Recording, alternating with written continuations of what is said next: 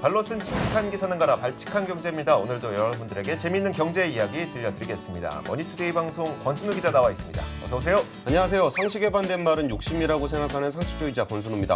네, 반갑습니다. 저는 시장을 읽는 남자 이주호 앵커입니다. 자, 오늘은 저희가 그 두 명이서 진행하는 게 아니고요. 초대 손님을 한번 모셨습니다. 권순우 기자가 직접 모셨죠. 예, 아시다시피 저희가 초대 손님을 부른다는 거는 네. 굉장히 재밌는 분을 모신다는 거잖아요. 저희 바쁩니다. 네. 바쁜데 네. 굳이 초대 손님을 모신다는 거는 훨씬 재밌는 얘기를 가지신 분인데 네. 그 한성대학교 융복합 교육과정의 그 김동하 교수님을 모셨습니다.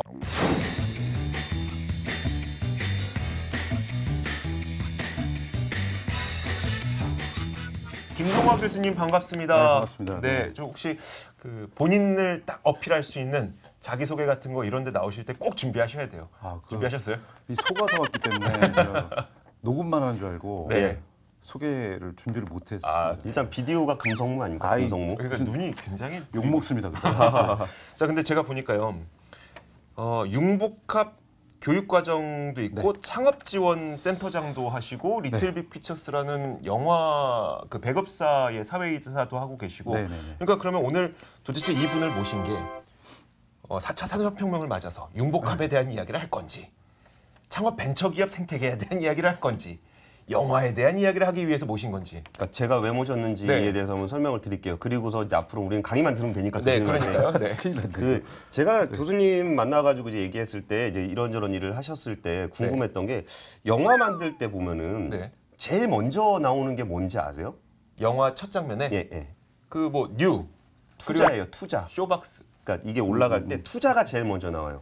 네. 그 얘기가 저는 어떻게 해석을 했냐면은 제일 먼저 나온다는 건 제일 중요한 사람이라는 거잖아요. 그럼요. 영화를 만드는 사람들 입장에서. 근데 투자사가 제일 먼저 나온다는 얘기는 돈이 제일 중요하구나. 땡스 투 할 때 제일 중요한 게 먼저 나오는 게 그만큼 영화 산업에 돈이라는 게 굉장히 중요해진 거예요. 그럼요. 돈이 있으니까 찍으니까요. 그러니까 열정과 뭐 아이디어와 이런 것도 필요하지만 그거를 현실화시킬 수 있는 건 돈의 문제잖아요. 그래서 그럼 도대체 영화라는 게 어떻게 만들어질까? 그게 영화를 찍는 그런 과정의 문제가 아니라 처음에 어떤 시나리오라는 게 만들어지고 어떤 투자가 이루어지고 투자가 이루어져서 제작이 되고 나면 그 영화가 어떻게 상영관으로 가며 그 중간 과정에서 어떤 일이 일어나고 그 과정에서 이해관계들이 어떻게 달라지는지 영화 산업에 대한 이야기를 듣고 싶어서 교수님을 모셨어요. 맞습니까? 지금 돈이 제일 중요해요? 네, 참고로 말씀드리면 그 이름이 처음에 나오는 게 우리나라 같은 경우는 회사의 사장님 이름이 먼저 나오죠. 근데 해외 자본은 안 그렇습니다. 맞아요. 그래요? 그럼 뭐가 먼저 나와요? 사명이 뒤로 가는 경우가 많죠. 사명이 뒤로 간다? 그러니까 처음에 앞에 정 누구 이렇게 이름부터 나오는 게 아니고 회사명이 앞에 제공이나 이렇게 형태로 나오는데 사람 이름은 맨 뒤에 나오죠. 워너브라더스나 이런 데든 그렇고 우리나라 영화만 특히 CJ나 쇼박스 이런 데들이 그 정책을 계속 쓰고 있죠. 그러면은 배급사가 나온 다음에 집이 나오고 그 다음에 투자하셨던 분들이 나오는 건 특별한 이유가 있는 거예요? 그 순서에? 그 순서는 그러니까 배급사마다 이 크레딧을 올릴 때 정책이 조금씩 다를 거예요. 근데 기본적으로 우리나라는 돈을 많이 댄 메인 투자사가 투자라는 이름으로 먼저 들어가는데 그것도 회사 이름보다 사람 이름이 사장님 이름이 들어가죠. 그렇죠. 그러니까 이거는 관객을 보라고 한 게 아니라 투자해 준 사람한테 어떤 아부하는 것 같은 느낌이 있어서 그랬는데 그래서 왜 그럼 그 사람 이름이 제일 먼저 나올 수밖에 없는가는 결국 영화 산업 어떤 생태계의 문제가 아닐까 해서 그런 얘기를 한번 좀 여쭤보고 싶더라고요. 아까 배급사 얘기해 주신다 그랬는데 좀 일단 그러니까 제가 하나 여쭤볼게요. 그러면 혹시 작년에 1000만 갔던 영화 중에 신과 함께 제작사가 어디가 만들었죠? 그걸 저는 기억 못 하는데요. 기억하는 사람들은 롯데를 많이 떠올리죠. 그리고 택시 운전사 어디가 만들었을 것 같아요? CJ 아니었어요? 택시 운전사 쇼박스인데요. 쇼박스. 중요한 건 이 회사들이 배급사지 제작을 하는 제작사가 아닙니다. 그러니까 제작사는 따로 있고 그래서 영화 광고를 보면 항상 크레딧에 그 예고를 봐도 앞부분에 배급사가 나오고 그 제작사는 따로 나옵니다. 근데 이제 우리나라는 제작사가 무명인 경우가 많죠. 그러니까 배급사가 잠시만요. 갑이네요. 잠시만요. 우리가 정리를 해야 될 것 같아요. 도대체 배급사가 중요하고 제작사가 중요하고 이 얘기가 왜 하는지를 이 이야기를 왜 하는지를 알기 위해서는 그러면 영화가 처음에 어떻게 만들어져서 누가 돈을 내고 그럼 뭐 시나리오는 누가 만들고 그 순서를 먼저 한번 짚고 가볼게요. 제가 영화를 이렇게 썼어요. 시나리오를 썼어요. 그럼 이제 어디로 가나요? 그러니까 그 제가 써서 지금 그 작업을 하고 있는 과정이기 때문에 그건 제가 그냥 편하게 말씀드릴 수 있을 것 같아요. 그러니까 아직도 저는 기다리고 있는 상황이지만 저는 명동이라는 작품을 썼어요. 그리고 퍼블리시를 일단 했고 근데 그거를 시나리오로 바꿔야 됩니다. 그러니까 시나리오를 쓰는 시나리오 작가한테 각본을 맡긴 거죠. 그래서 각본이 나오면 그 제작사가 그 시나리오를 가지고 이제 투자를 받아서 배우를 섭외하고 감독을 섭외하고 이렇게 해서 영화가 만들어집니다. 그러면 시나리오를 가지고 제작사로 가면 가는 거네, 제작사가 그 시나리오를 바탕으로 펀딩을 받고 그 펀딩한 돈으로 이제 섭외를 해가지고 이제 제작을 하게 되는. 그렇죠. 일단 그러니까 제작사가 IP, 그 지적재산권하고 시나리오를 가지고 있고 이 제작사가 영화를 만들기 위해서는 돈이 필요하기 때문에 뭐 직접 투자를 유치해서 하기도 하는데 제작사가 주로 지금은 배급사에 가서 배급사의 돈을 받아서 영화를 제작하는 형태가 많은 거예요. 투자사와 배급사가 같다는 얘기네요. 그렇죠. 그래서 투자와 배급을 지금 우리나라의 메이저 뭐 그 CJ, 쇼박스, 롯데, NEW 이렇게 네 군데가 메이저라고 하는데 이 빅4는 전부 투자 배급업을 같이 하는 겁니다. 근데 우리가 진짜 오늘 얘기하고 싶었던 거는 투자, 배급, 상영까지도 상영이죠, 상영. 같이 간다는 그 문제잖아요. 그러니까 그거에 대해서 좀 많이 비판적인 시각 갖고 계신 것 같은데 그 칼럼이나 이런 거 봤을 때 그 문제가 어떻게 시작이 됐고 어떻게 지금 진행이 되고 있는지 좀 말씀해 주세요. 굉장히 해묵은 문제죠. 해묵은 문제인데 당연히 자기들이 투자하고 자기들이 만든 거를 뭐 계열사나 심지어 롯데는 그냥 같은 회사잖아요. 사업부로 존재하니까. 그러니까 투자한 영화를 당연히 많이 열겠죠. 이렇게 되는 거군요. 그러니까 CJ는 본인들의 배급사와 투자사, 그러니까 배급과 투자를 같이 하는 회사가 있으니까 CJ, CGV에서는 롯데가 만든 영화와 CJ가 만든 영화가 있다고 쳤을 때 둘이 비슷하게 재밌으면 CJ 거를 더 많이 틀 수 있는 요인이 분명 지금 있다는 거네요. 그렇죠. 롯데는 또 반대로 CJ와 롯데의 재밌는 영화가 비슷하게 출시됐다고 했을 때 롯데 거를 그냥 상영관에다 훨씬 더 많이 깔 가능성도 있다는 이야기네요. 그러니까 이렇게 얘기하니까 그럼 롯데도 있고 CGV도 있고 괜찮네라고 생각했지만 반대로 얘기하면은 롯데랑 CGV 빼고는 없다는 얘기예요. 영화 자체를 못 올린다는 얘기예요. 그렇죠. 그럴 가능성이 있는 거네요. 그러니까 그럴 가능성도 있고 사실 그 독과점 항상 논쟁을 할 때 나오는 게 이제 담합의 우려잖아요. 그러니까 서로 이렇게 밀어주기도 가능한 거죠. 그렇죠. 근데 가능하다고만 했지 제가 뭐 벌어진다고 막 단언한 건 아닙니다. 근데 시장 구조가 그렇게 될 수밖에 없을 것 같아요. 뭐 서로 인지상정인데 내가 한번 밀어줬으면 저기다 한번 밀어주고 온 건데. 근데 저는 그 CJ 문제, 그 문화독과점 문제를 굉장히 안 좋게 봐요. 왜 그러냐면 저는 이게 자연스러운 현상인 건 맞을 수 있어요. 어떤 자본력이 영화 산업의 특성상 자본력이 많이 필요하기 때문에 대기업들이 진출해야 되는 건 맞아요. 근데 CJ가 실제로 성장하기 CGV가 이렇게 독점적인 힘을 갖게 된 거는 한 10년 정도밖에 안 돼요. 그 사이에 작은 극장들이 거의 다 그 CJ한테 작살이 났고 그러면서 자기들끼리 모이긴 했으나 그게 사실 MB 정부 때거든요. 이런 부분에 대해서 굉장히 많이 용납을 해준 측면이 있어요. 그러면서 CJ가 제일 체감적으로 느꼈을 때 어떤 게 있었냐면은 연극하는 친구가 연극을 하는데 자기네 판에서는 CJ한테 인정을 받아야 된다는 거예요. 그 작은 영화판, 연극판에서조차 대학로에서조차 그 연극이 좋아서 하는 사람조차 CJ한테 잘 보여야 된다는 거예요. 왜 그런 거죠? 그리고 나중에 봤더니 음악하는 사람 친구한테도 얘기 들어보니까 CJ한테 잘 보여야 된다는 거예요. 영화판은 당연히 여긴 모두 게 지배가 되고 있으니까. 그러면은 그 CJ라는 어떤 회사가 자기가 판단하는 것에 따라서 우리나라 문화계에 줄을 세울 수가 있어요. 그럼 그거에 저항할 수 있는 여지가 있느냐? 없다는 거지. 이런 문제에 대해서 분명히 영화인들도 불만이 얼마나 많겠어요. 안 그래도 그 진짜 창의적이고 이런 분들이 CJ가 여기 앉아서 문화, 그러니까 영화, 연극, 음악 모든 것에 유일한 판단 기준, 잣대가 돼 있는 거예요. 이 문제를 분명히 누군가는 고민하고 있을 거고 어떤 그 대안이라고 할까? 뭐 그런 움직임들은 좀 어떤 것들이 있어요? 그 부분을 말씀드릴게요. 그러니까 제가 리틀빅에 참여하게 된 계기가 리틀빅 피처스가 지금 뭐예요? 배급사입니다. 그 회사부터 네. 설명을 해주세요. 그러니까 이 회사는 제작사들이 뭉쳐서 만드는 회사를 제작사가 뭉쳐서 우리의 권리를 더 강화시키고 제작사를 생태계를 키우자 이런 취지로 제작사들이 뭉쳐서 만든 협회가 중심이 돼서 만들었던 회사고요. 지금은 좀 지배구조가 바뀌어 있습니다만. 네. 근데 이게 다른 인더스트리에서 있었던 거예요. 그러니까 음악 같은 경우가 음악을 내가 만들 때 로엔의 투자를 받아야 멜론에 올라갈 수 있다라는 거죠. 그래서 멜론이 프로모션을 해주는 거죠. CJ의 투자를 받아야 CGV에 올라갈 수 있다. 그렇게 갈 수 있다는 거죠. 그러니까 그런 문제 때문에 줄 세우기가 가능해지고 그다음에 창작하는 사람들이 내가 내 음악을 만들어 내 영화를 만들어서 내 걸로 대박을 내기가 어려운 구조예요. 그러니까 하나 생각해 보세요. 아저씨란 영화가 한때 이게 케이블 틀면은 엄청나게 많이 나왔잖아요. 진짜 많이 나왔어요. 네, 많이 나왔어요. 근데 그걸 볼 때 우리가 볼 때마다 그 제작사의 돈이 들어갈까요? 안 들어가죠. 안 들어가죠. 그러니까 그거는 당연히 이제 그걸 유통시킨 배급사에게로 이제 그런데 제작자들은 내가 만든 IP를 내가 확보를 해서 수익을 나눠 먹는 구조로 계속 가기를 원하는 거죠. 그러니까 지금 한번 주고 러닝 그 이후로는 안 줘요? 그러니까 그런 식의 계약을 대기업들이 많이 한 거죠. 전매를. 그러니까 그룹방 문제랑 비슷한 거예요. 지적 재산권을 그렇죠. 통으로 사가서 내가 나머지 이게 해외 판매가 되든 뭐 하든 우리가 다 먹을 거야.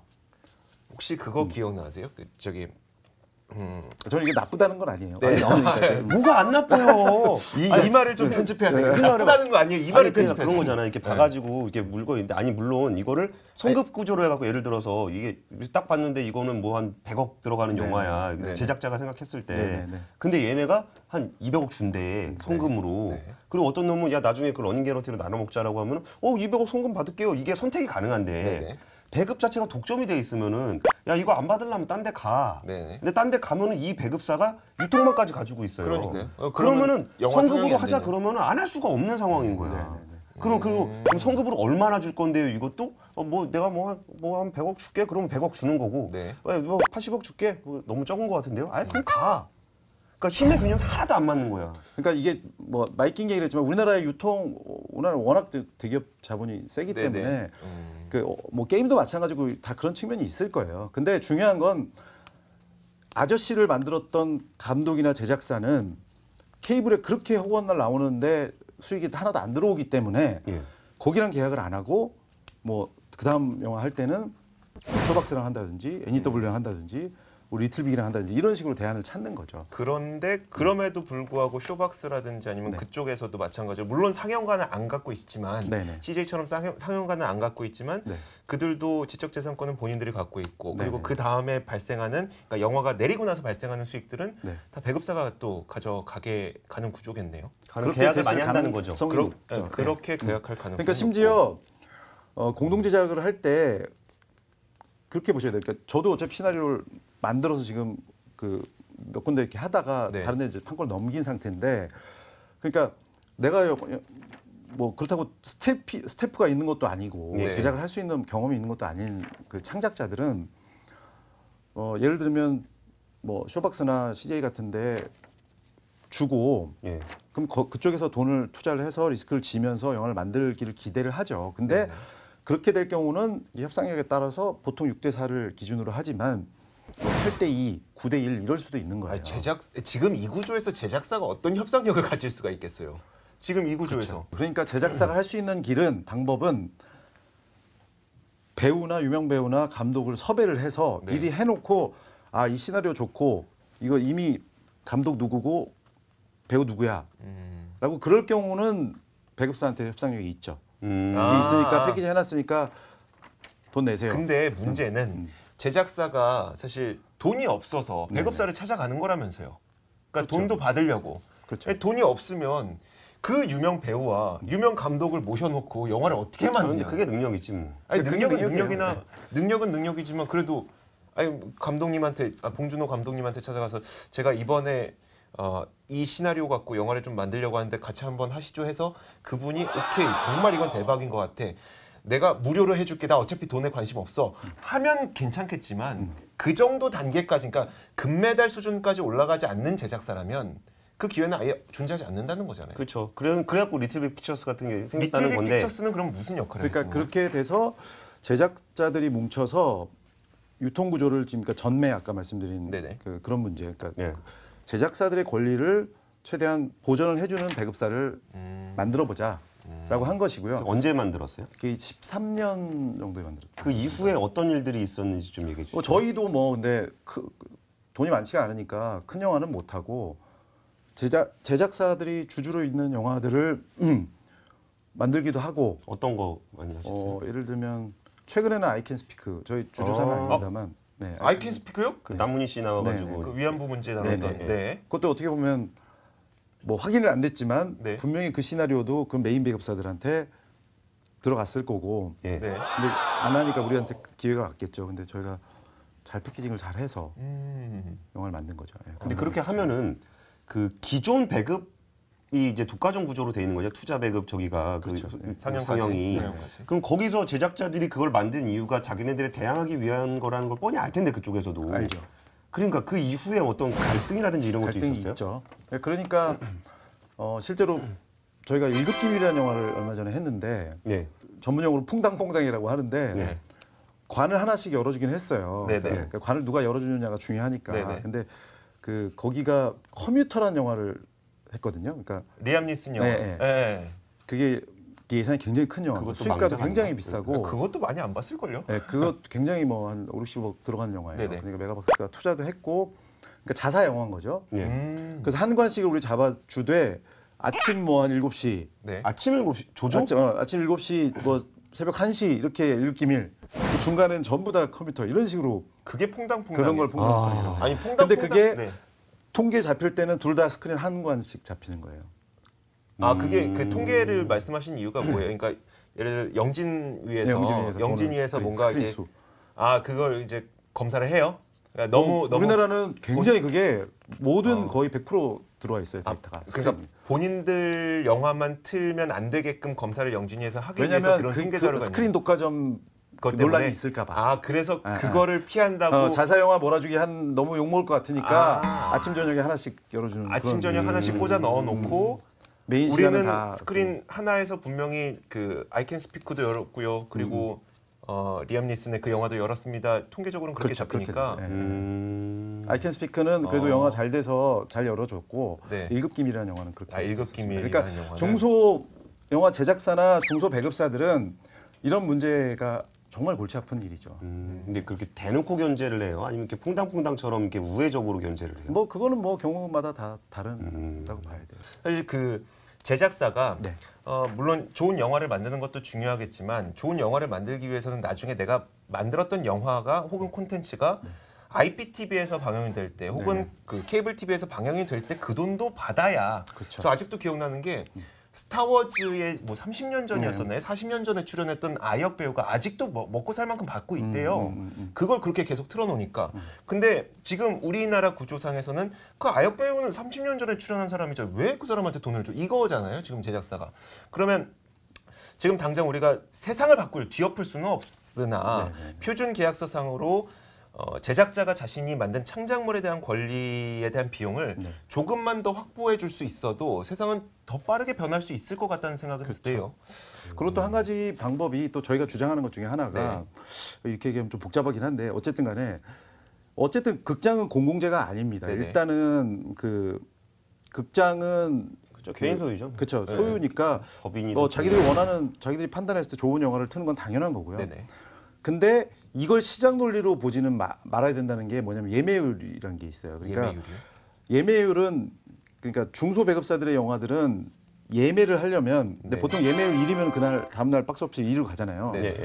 근데 예매를 그 큰 영화들, 자사 영화들, 그다음에 좋은 영화들은 예매를 한 일주일 전부터 하게 해주고 다른 중소 것들은 전날 돼서 당일날 열어줘요 극장을. 그러니까 예매율 자체가 빵에서 출발하는. 예매를 하고 싶어도 못하는 거죠. 그것 때문에 지금 영비법이라고 해서 안철수 의원, 뭐 도종환 의원 오염 발의를 한 법이 지금 계류가 돼 있는 겁니다. 법으로 뭘 하기로 했어요? 그러니까 수직 계열화를 금지하는. 그럼 아예 배급 투자 다 나누자고요? 상형 배급 투자 다 나누자고요? 그거는 조금씩 디테일이 다른데요. 일단은 제일 핵심적인 거는 투자 배급은 뛰는 건 아니고 상형은 뛰자. 상형 뛰자. 법은 뭐 이제 만약에 통과가 될 수도 있는 거지만 사실 서로 논의해야 될 부분이 많아서 좀 갈 길이 멀다고 치고 나름의 약간 이제 결론 부분으로 가고 있는 것 같은데 제가 동아 교수님하고 이런저런 얘기 듣고서 칼럼 보고 막 그랬을 때 그 영화 산업은 어쩔 수 없어요. 우리 심지어 이게 영어로 만드는 영화도 아니니까 시장도 거의 국내 시장에서만 상영이 되잖아요. 그러면은 자본을 집중시켜 가지고 영화를 집중해야 되니까 수직 계열화가 되면서 영화 퀄리티가 굉장히 좋아진 건 사실이에요. 그럼요. 옛날 영화에 비해서 충분히 많은 자금도 들어갈 수 있고 그거에 대한 안정적인 큰 도전을 넣으려면 리스크를 줄여야 되잖아요. 리스크를 줄이기 위한 방식으로서 어떤 수직 계열화가 일어나고 이런 현상까지도 자연스럽다고 본다는 거예요. 진짜 고마워요. 그러니까 그것까지는 알겠는데 그러면은 그걸로 인해서 생겨나는 부작용을 줄이기 위한 노력들이 저는 끊임없이 이루어져야 될 것 같아요. 아까 뭐 이런 리틀빅 픽처스의 일종의 실험이잖아요. 이 시장을 한번 흔들어 보겠다는 거. 그리고 그 국회에서 이게 퐁당퐁당이라도 넣어준 거는 국회에서 맨날 보면서 독과점 얘기를 하니까 그런 거고 예매율도 또 계속 얘기하면은 다 같이 3일로 될 거예요. 그리고 그거에 앞서서 정도껏, 그러니까 자기네가 할 수 있는 힘이 강하다는 건 알겠는데 그걸로 해서 자기가 쓸 수 있는 권한을 모두 쓰면 안 돼요. 자기가 가진 힘을. 그러면은 이게 시장의 왜곡이 나타나면서 분명히 그거는 다시한테 역풍으로 돌아올 수밖에 없어요. 발등을 찍는 일들이 저는 그렇게 봅니다. 딱 그 부분이 너무 비싼 영화를 가능성이 있는 분들을 또 미리 돈을 많이 주고 계약을 해놓고 이러니까 또 사이즈가 계속 늘어나서 손실도 많이 보고 이런 그게 이제 발등 찍는 일이 일어나는 것 같아요. 자 이제 이야기를 좀 정리를 해볼게요. 저희가 충분히 이제 문제점이 무엇인지 알았고 사실 그 문제점이 뭐 대기업이 나쁜 놈이야 이런 개념은 절대 아니고요. 물론 그만큼 예매율은 좀 치졸하다. 예매율은 진짜 그거는. 근데 그걸 뭐 극장끼리만 보면 뭐 수익계열이 문제라는 거지. 극장의 논리로 보면 저는 그건 맞다고 봅니다. 근데 그걸 시장 원리라고 하지 말라는 거죠. 극장 원리다 이렇게 봐야지. 극장 원리. 알겠습니다. 자 마지막으로 좀 김동아 교수께서 오늘 이 자리를 빌어서 좀 부탁드리거나 아니면 뭐 하고 싶으신 말씀 있으면 좀 기회를 드릴게요. 그러니까 뭐 미국의 경우가 70년 전에 상영관을 끊었습니다. 그 파라마운트가 그렇게 오래됐어요? 예, 48년도에 끊은 겁니다. 그래서 근데 혹자들은 그렇게 얘기를 해요. 아니 한국 영화가 지금 재밌고 잘 나가는데 뭐 천만도 많이 나오고 지금 70년 된 미국 거를 가져와서 뭘 하려는 거냐. 근데 그거는 역으로 얘기하면 70년 전에 끊었기 때문에 지금의 할리우드가 이런 호황을 누리고 있다 이렇게 봐주셨으면 좋겠어요. 그러니까 어쨌든 간에 벤처 캐피탈도 실제로 정부가 출자한 50% 이상 출자를 하잖아요. 그러니까 모태펀드를 통해서. 그러니까 실제로 영화라는 인더스트리는 그런 식으로 정부의 지원, 그 육성 자금이 영화 인더스트리를 굉장히 키운 측면이 있어요. 그러니까 우리는 어쨌든 간에 보이는 손이 어떻게 시장을 조성하느냐가 굉장히 중요하고요. 그게 의존성이 굉장히 크기 때문에 그런 식으로 어쨌든 간에 벤처 캐피탈이 마중물을 제공했던 것처럼 지금도 제작사들이 좀 중소한 업체들이 창작성에 기반해서 대기업으로 갈 수 있는 중견기업까지 성장할 수 있는 그 토대를 만드는 건 어쨌든 간에 저는 보이는 손이 들어가야 된다고 봅니다. 그러니까 대기업의 무슨 원정과 뭐 재단을 만들어서 사회환원하는 걸로만 기대하기에는 좀 어려운 측면이 있을 것 같아요. 자 오늘 영화 산업의 전체적인 구조에 대해서 저희가 한번 살펴봤고요. 그 구조에서 발생할 수 있는 중소 제작사라든지 아니면 참 이제 막 커가는 영화인들이 어떤 어려움을 갖고 있는지를 좀 빗대어서 저희가 알아볼 수가 있었습니다. 지금까지 발칙한 경제 김동아 교수와 함께 이야기를 나눠봤습니다. 자, 지금까지 발칙한 경제였습니다. 고맙습니다. 감사합니다.